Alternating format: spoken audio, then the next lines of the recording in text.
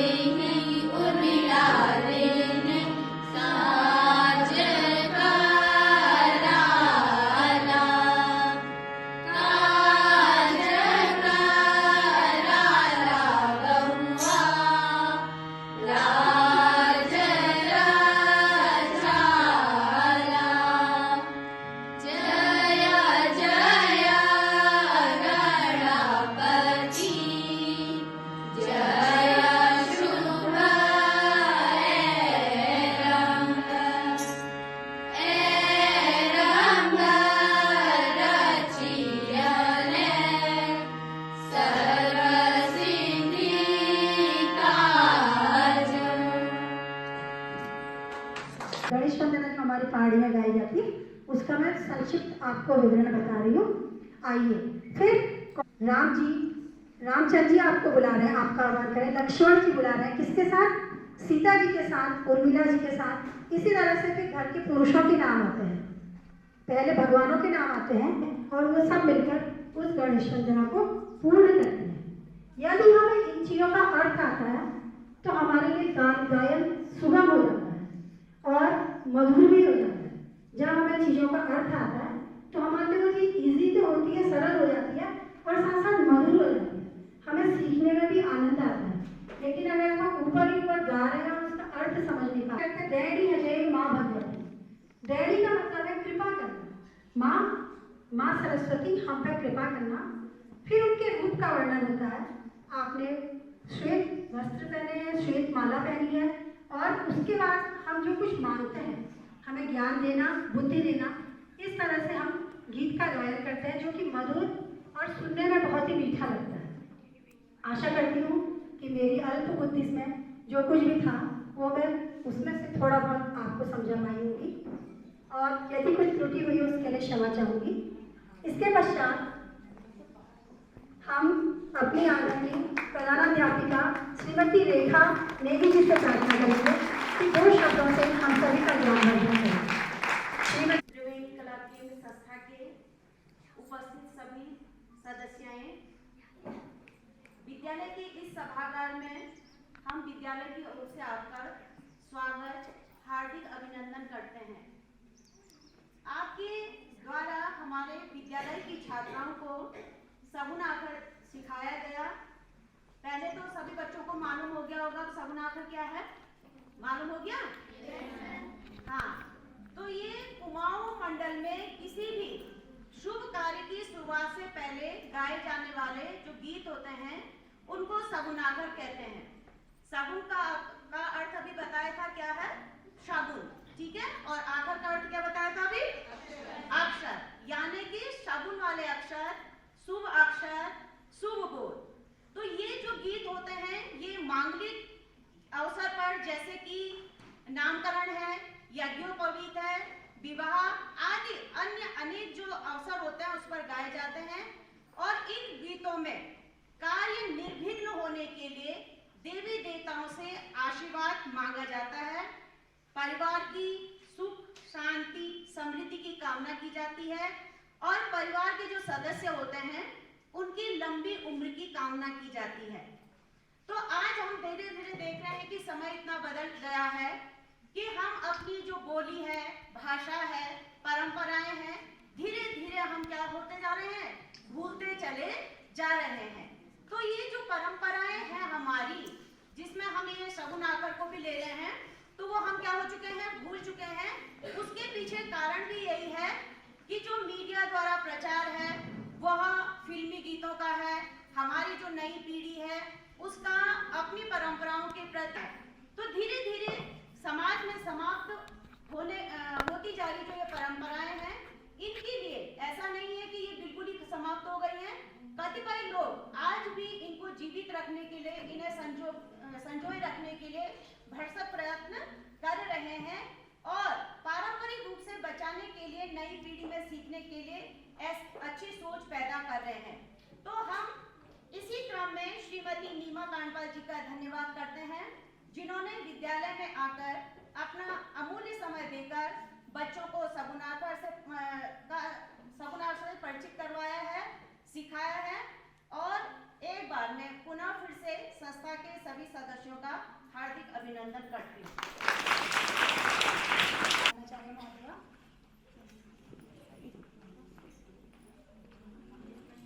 महोदय का बहुत बहुत धन्यवाद करते हैं। उन्होंने अपना अमूल्य समय तो दिया ही, और 10 दिन भी हमें बच्चे भी दिए, और उन बच्चों ने भी अपना अमूल्य समय दिया, पढ़ाई से समय निकालकर। हाँ, ये चीज़ें आचार्य महोदय का, हमारी संगीत अध्यापिका जी का हार्दिक आभार प्रकट करते हैं कि उन्होंने हमें ये अवसर दिया कि इस कला में हम थोड़ा आगे बढ़ सकें और बच्चों को कुछ सिखा सकें। आज आप लोगों ने बच्चों की प्रस्तुति देखी तो आपको लग रहा होगा कि भावी पीढ़ी भी कुछ सीख रही है, संस्कृति से जुड़ने का प्रयास कर रही है, और हमारी ये जो धरोहर है बहुत ही अमूल्य है। ये अमूल्य धरोहर कहीं खोने वाली नहीं है, ये दिन पर दिन आगे ही बढ़ती जाएगी, और हमारे बच्चे कोशिश करेंगे कि नई चीज़ों से जुड़ने के साथ साथ वो पुरानी चीज़ों को भी न छोड़ें। हालांकि उन पर भार बहुत आ जाएगा, क्योंकि आजकल टेक्नोलॉजी का ज़माना है, तो बच्चों को बहुत मेहनत पड़ती है, बहुत चीज़ें सीखनी पड़ती हैं, लेकिन इन चीज़ों से भी बच्चे जुड़े रहेंगे तो संस्कृति आगे बढ़ती रहेगी और दिनों दिन उन्नति करती रहेगी। अब मैं नीमा कांडपाल जी का भी बहुत बहुत धन्यवाद करना चाहूँगी, जिन्होंने अपना समय दिया। हमारी जो इस क्लब की अध्यक्ष हैं हेमा नेगी जी, वो आज यहाँ पर उपस्थित नहीं हो पाई हैं, लेकिन उन्हीं का ये प्रयास था कि हम एक वर्कशॉप करें जिसमें बच्चे सीखें, बच्चे शगुन आखर सीखें, और पुराने तरीके से नीमा जी ने उनको सिखाया है। और उन्होंने गाया भी बहुत मधुर और कानों को मीठा लगने वाला है। तो बच्चों का भी आभार है और लीमा जी का भी आभार है। शगुन आखर, जैसा कि अभी हमारे प्रधानाचार्य महोदय ने भी बताया कि शुभ अवसरों में गाए जाने वाले मंगल गीत होते हैं। शुभ अवसर जैसे शादी बहुत बड़ा शुभ अवसर होता है मनुष्य के जीवन का। भारतीय परंपरा में शादी को बहुत ही बड़ा शुभ अवसर माना जाता है। यज्ञोपवीत बच्चों का, लड़कों का एक बहुत बड़ा कर्म है जिसमें कि उन्हें जनेऊ धारण करनी होती है। नामकरण, गृह प्रवेश इत्यादि सभी अवसरों पर ये गाए जाते हैं शगुन आखर। शगुन आखर का एक नियम है कि हर एक पूजा के लिए, जैसे पूजा के भी आप लोगों को सभी को पता होगा कि किसी भी पूजा के बहुत सारे भाग होते हैं। भाग का मतलब है, जैसे माना हम शादी विवाह कर रहे हैं तो शादी विवाह में पहले गणेश पूजा होगी, उसके बाद स्नान होगा। ये पार्ट ऑफ उसके पार्ट हैं, शादी के पार्ट हैं। जैसे कि गणेश स्नान करते हैं, सुहाल पथाई करते हैं, सेली बनाते हैं, निमंत्रण देते हैं और नौले से पहले जाते हैं, नौले का पूजन करते हैं, जल पूजन करते हैं। क्योंकि भारतीय परंपरा में प्रकृति को बहुत ज़्यादा सम्मान दिया गया है, तो महिलाओं को और जल का पूजन करते हैं। तो इस परंपरा में, शगुन आखर की परंपरा में हर अवसर के लिए अलग अलग गीत हैं। जैसे कि आपने गणेश वंदना की, उसके बाद अगर आप देव करते हैं और स्वस्ति वाचन करते हैं और गणेश वंदना का गीत आपको आना चाहिए, सुअल पथाई का गीत आपको अलग से आना चाहिए। ये नहीं होगा कि आप सुअल पथाई का गीत गणेश वंदना में गा रहे हैं। तो हर एक अवसर के लिए जितने भी हमारे कर्म हैं, कलश स्थापना है, कलश स्थापना में कलश की स्थापना एक भाग होता है जिसमें कि हम ये 15 बच्चों को और सिखाएंगे। और अभी तक ये बच्चे सुनते होंगे घरों में, जब शादी ब्याह के अवसर पर या कोई भी शुभ अवसर पर ये गीत गाए जाते होंगे, तो बच्चों को क्या, हमको भी इतनी जानकारी नहीं थी। सही बात तो यह है कि हम भी ये समझ नहीं पाते थे कि क्या इसका अर्थ है। जैसा अभी मैडम समझा रही है, बड़े हमें वो काफ़ी कुछ चीज़ें हमारे समझ में आ रही हैं। तो यही स्थिति बच्चों की भी थी और हमारी भी थी कि हम उस चीज़ को समझ नहीं पाते थे। जब और वो बड़े इतने सुमधुर गीत हैं, ये आभास हमको अब हुआ जब हमने ये गीत सुने और उसको बहुत करीब से जाना, क्योंकि हमको सच में ये समझ में नहीं आते थे। हमारी संस्कृति है, ये हमारी बिल्कुल एक सांस्कृतिक गौरवशाली धरोहर है और इसको हमने बिल्कुल संजो कर रखना है। इसलिए संजो के रखना है क्योंकि ये विलुप्त ना हो जाए कहीं, क्योंकि बहुत सीमित लोग इसको गाते हैं, बहुत सीमित वर्ग, एक सीमित वर्ग इसको गाता है और उन्हीं तक ये सीमित है। हम जानते हैं कि हम ये सब लोग इसको साधारण लोग नहीं गाते हैं इसको। तो ये अगर सब लोग सीखेंगे और बच्चे इसको सीखेंगे और आगे भावी पीढ़ी इसको सीखेगी, तो वो निश्चित तौर पे इसको बहुत आगे पहुंच जाएगी। और इस धरोहर को, हमारी विरासत है, इसको हमने बहुत बच्चों को सिखा के इसको गाने के लिए इसको प्रेरित करना है। और इतनी मधुरता से जब ये बच्चे गा रहे हैं, सबसे बड़ा योगदान तो नीमा जी का है, जिन्होंने इतने अच्छे से बच्चों को सिखाया, इतने धीमे समय इनके साथ थी, इतनी सहजता से ये बच्चों को सिखाती थी, बहुत आनंद आता था सुनने में। तो यही मैं अपनी बात को समाप्त करती हूँ और आप सभी का धन्यवाद करती हूँ। हम आप लोगों से रिक्वेस्ट करेंगे कि हमें कुछ और बच्चे दें, उनको भी हम सिखाएंगे। उसके बाद हम एक कंपटीशन भी बच्चों के बीच में रखेंगे, सीखे हुए बच्चों के बीच में, कि उनको कितना आता है, उन्होंने किस तरह से सीखा और क्या सीखा। इसलिए हम अगले बार ये प्रयासरत रहेंगे कि हम आप लोगों से जुड़े रहें और इस जो ये हमारी अमूल्य धरोहर है, इसको बचाने में अपना सहयोग करते रहें, बच्चों को सिखाएं, भावी पीढ़ी को सिखाएं और ये बच्चे अपने साथ के लोगों को सिखाएंगे। इस तरह से प्रचार और प्रसार होता रहेगा और हमारी ये जो अमूल्य धरोहर है, अमूल्य निधि है, ये आगे बढ़ती रहेगी।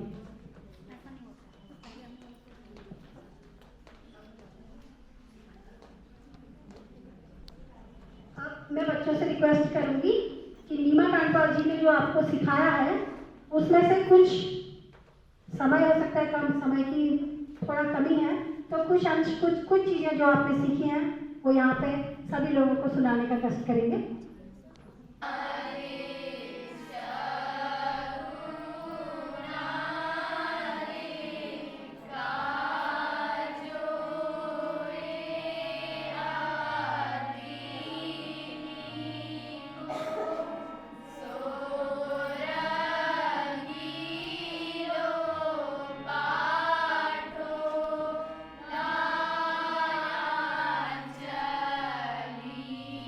का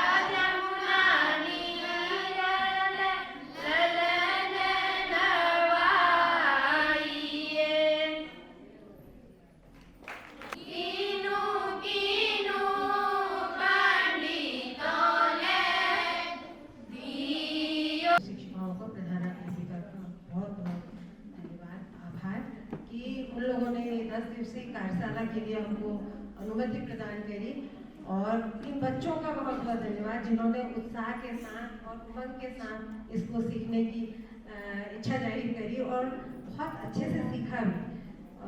आगे भी प्रयासरत रहेंगे हम लोग। ये बातें में प्रतियोगिता रहेगी तो उत्साह भी रहेगा, उमंग भी रहेगी, और आगे सीखने वाले बच्चों की संख्या में बढ़ोतरी भी होगी। और ये हमारे जो सांस्कृतिक विरासत है, इनको पाश्चात्य संस्कृति की अच्छी बातों के साथ अपनी संस्कृति को संजोए रखें, ये हम लोगों का प्रयास है, हमारी त्रिवेणी का प्रयास है। क्योंकि सीखने को हर संस्कृति में सीखने को है, पाश्चात्य संस्कृति में भी बहुत कुछ सीखने को है, और हमारी सांस्कृतिक धरोहर हैं, जो हमारी पहले की विरासतें हैं, उनसे तो उसी में अब समाज फिर लौट रहा है, उसको तो याद रखने की तो बहुत ज़्यादा ज़रूरत है। क्योंकि ये आप लोगों ने इसीलिए जो हमारे 2 साल बहुत खराब गुजरे, जिनको याद करने में अच्छा नहीं लगता, उस समय हमारी वही पुराने रीति रिवाज, रहन सहन, खान पान, वही चीज़ सब लौट के आया। और बच्चों से यही आग्रह करूँगी कि अपने पुरानी संस्कृति, पुरानी धरोहर को संभालते हुए, पाश्चात्य की अच्छी चीज़ों को ग्रहण करते हुए उन्नति की ओर बढ़ते रहें, उनका मार्ग आगे प्रकाशवान रहे, प्रशस्त रहे, और उन्नति करते हैं। समाज के, घर के, परिवार की उन्नति के साथ समाज की उन्नति और देश की उन्नति, ये हमारे भावी कर्णधारों के ऊपर एक भार, अब एक उनके ऊपर ये हमारे देश के लिए बहुत गर्व की बात होगी कि वो आगे इस विरासत को बढ़ाते रहें और उन्नति के शिखर छूते रहें। ये मेरी शुभकामनाएं हैं, और बहुत बहुत पुनः एक बार आभार और सभी भाजपाओं का और नेहा मैम का बहुत तो आगे बढ़ाना है। तो आप लोगों का जीवन का उद्देश्य होना चाहिए कि हम सीखेंगे और सिखाएंगे। तो आज हम एक नारा लगाएंगे, सीखेंगे सिखाएंगे। ठीक है, मैं कहूँगी सीखेंगे सिखाएंगे, आप लोग कहेंगे सिखाएंगे। हम सीखेंगे, हम सीखेंगे, हम सीखेंगे, हम सिखाएंगे। तो जीवन में सीखने का जो क्रम होता है हमेशा चलता रहता है, हम भी सीख रहे हैं। आप लोग अपने दिमाग में हमेशा ये ध्यान रखिए, कोई भी चीज़ हमें सीखनी है, चाहे खाना बनाना है, चाहे कपड़े धोना है, चाहे बर्तन धोना है, चाहे गाड़ी चलाना है, चाहे एरोप्लेन चलाना है, चाहे जीवन में कुछ भी सीखना है, कंप्यूटर सीखना है, तो हमको सीखते रहना है। और जिसमें सीखने की ललक होती है उससे बहुत सारी चीज़ें स्वतः आ जाती हैं। नृत्य सीखना है, गायन सीखना है, थोड़ा थोड़ा जीवन में आगे बढ़ते रहेंगे और अपना स्किल डेवलपमेंट करते रहेंगे। तो 10 दिवसीय जो हमारी ये प्रयोगशाला थी, ये 16 अगस्त से शुरू हुई थी। बच्चे आप लोग सभी जानते हैं कि 16 अगस्त से शुरू हुई और 10 दिन तक चली। आगे भी हम इस प्रयोग कार्यशाला को, वर्कशॉप को करते रहेंगे। और आप बच्चों का बहुत बहुत धन्यवाद। हम बहुत ज़्यादा तो आपके लिए कुछ कर नहीं पाए, एक छोटा सा पारितोषिक सम्मान पुरस्कार आप लोगों के लिए लाए हैं। सप्रेम भेंट समझ के इसे स्वीकार कीजिएगा। त्रिवेणी कला केंद्र के सभी सदस्यों से विनम्र निवेदन है कि सभी बच्चों को मैं नाम लेती जाऊंगी, आप एक एक करके उन्हें पुरस्कार वितरित करते रहेंगे। और एक बच्ची 8th की है, और 10 और 10, 11, 12 और 8th इसमें भाग लिया था। तो ये सभी अच्छी उम्र के बच्चे हैं, बड़े बच्चे हैं। तो हम इनसे आशा करते हैं कि ये भूलेंगे नहीं, और जो भी इनको सिखाया गया है उसको आगे बढ़ाएंगे और आगे अपनी धरोहर को समझ के सीखेंगे। पहले कैसे करेंगे? समझ के सीखेंगे। ठीक है, बिना समझे कोई चीज़ नहीं आती है, अगर हम समझ जाते हैं तो सीख जाते हैं। पहला बच्चा जो यहाँ जो हमारी इस कार्यक्रम में प्रतिभाग करने वाली पहली जो बच्ची है वो है काजल बिलौकवाल, कक्षा 12। लक्ष्मी जी उनको सम्मान पुरस्कार देंगे और हम आशा करते हैं आपका भविष्य उज्ज्वल हो, आप बहुत चीजें सीखे जीवन में, सीखने का क्रम आपका जारी रहे।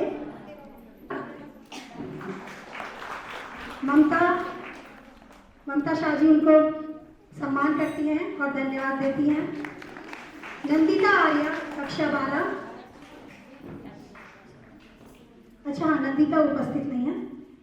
मीनाक्षी आर्या कक्षा 12, दिया आर्या कक्षा 12,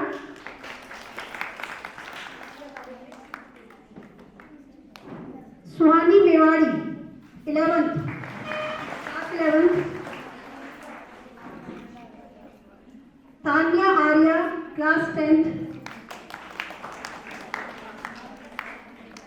आरती जी उनको गिफ्ट करेंगी। और इससे पहले हमारी तनुजा पांडे जी आई थी। अंजलि चौवाल कक्षा 10 क्लास 10, सुधा नारंग जी उन्हें सम्मान करेंगी और उनके उज्जवल भविष्य की कामना करती हैं। प्रियंका टमटा क्लास 10, रमा तिवारी जी आपको ये पुरस्कार और आपकी शुभकामनाएं देती हैं।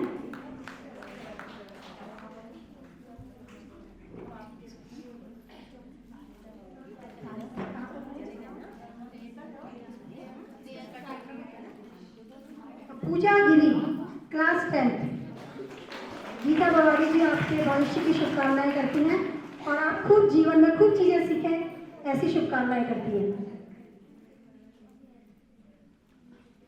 प्रियंका टमटा आ चुकी है ना।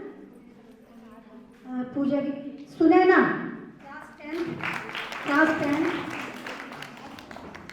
लक्ष्मी जी आपके सुखद भविष्य की कामना करती हैं। प्रियंका तरियाल क्लास 12,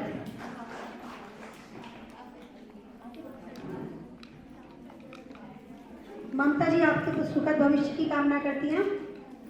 विमला भट्ट क्लास 11, सीमा साजी आपके सुखद भविष्य की और आपको शुभकामनाएं देती हैं। रुचि जोशी, तनुजा पांडे आशा करती है कि आप जीवन में खूब उन्नति करें। महिमा क्लास 10, आरती जी आपको सम्मान पुरस्कार देते हुए आपके सुखद भविष्य की कामना करती हैं। रक्षिता सुनरिया आप जीवन में खूब उन्नति करें। भावना रावत जी से पुरस्कार ग्रहण कर इन्हीं की तरह कर्मनिष्ठ बने और जीवन में मेहनत करें। सबसे पहला पार्ट है मेहनत करना, मेहनत करके सब चीज हासिल हो जाती है। सभी बच्चे हो गए ना।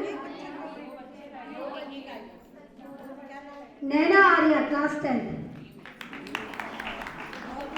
हमारी परम आदरणीय नीमा कांडपाल जी आपको सम्मानित कर रही हैं। भूमिका नेगी 8th क्लास, भूमिका जी को हमारी गीता दी बहुत ही कर्मठ है। इनसे आप लोगों ने सीखना चाहिए कि जीवन किस तरह से जिया जाता है। मेहनत करो और बहुत कुछ सीखो, ये इनका उद्देश्य है। सभी बच्चों को हमने सम्मानित किया। आशा करते हैं कि बच्चों को हमारा प्रशिक्षण अच्छा लगा होगा और जो बच्चे रह गए हैं उनके पुरस्कार हम आपकी टीचर्स को दे जाएंगे। और इसके बाद हम परम आदरणीय प्रधानाचार्य जी को यहाँ पर बुलाना चाहेंगे, श्रीमती रेखा नेगी जी।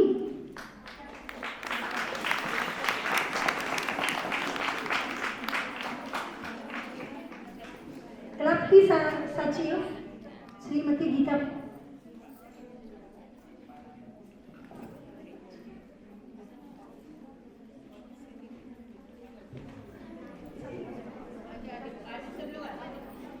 त्रिवेणी कला केंद्र के सभी सदस्य कृपया मंच पर चले जाएं।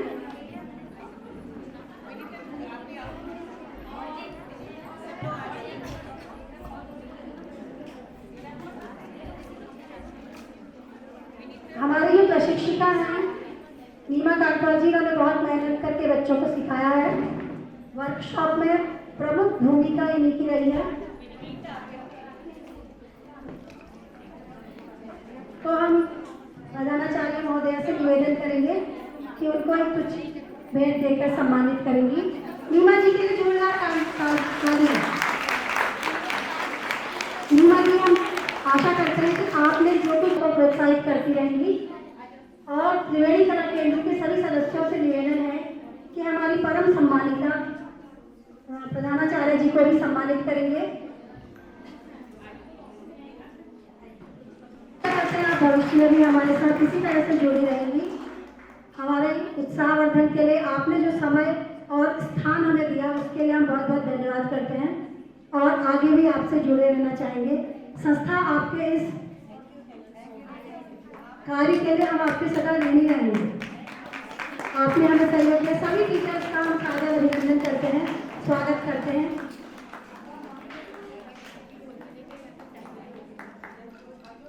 प्रोग्राम हमारा खत्म हो गया है। बहुत ही अच्छा प्रोग्राम रहा। सभी आप लोग जो आए, हमारे ताल चैनल के भैया यहाँ पर उपस्थित हैं, हम लोगों को हमेशा कवरेज देते हैं। आपको भी बहुत बहुत धन्यवाद देती हूँ। और ताल चैनल हमारे साथ जुड़ा रहता है, इससे हमारे कार्यक्रम लोगों तक पहुँचते हैं। हम आपके सदैव आभारी रहेंगे और आशा करते हैं आगे भी आप हमसे जुड़े रहेंगे। बच्चों, आप लोग अपने जीवन में बहुत मेहनत करना, खुश रहना, प्रसन्न रहना और हम सभी की शुभकामनाएं और आशीर्वाद आप लोगों के साथ है। टीचर्स को भी बहुत बहुत धन्यवाद। इसी के साथ हमारे कार्यक्रम समाप्त होता है। धन्यवाद।